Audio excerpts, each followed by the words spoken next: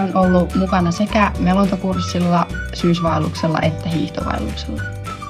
Liikkuminen ja fyysinen suorittaminen kohotti mielialani huomattavasti. Ja kun päivän päätteeksi väsynyt, niin sitten ottaa myöskin helposti nukuttua.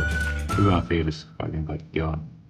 Luonto sinänsä rauhoittaa ja helpottaa oloa, kun oli luonnossa ja puuhas kaikkea, niin nukkui paremmin ja oli paljon mukavampi olo. Olo ilman puhelinta tuntui oikeastaan aika helpolta, eikä siinä ympäristössä edes kaivannut mitään virikkeitä. Hiihtovaellukselta jäi parhaiten mieleen ekan hiihtopäivän aurinkoinen ja lämmin keli.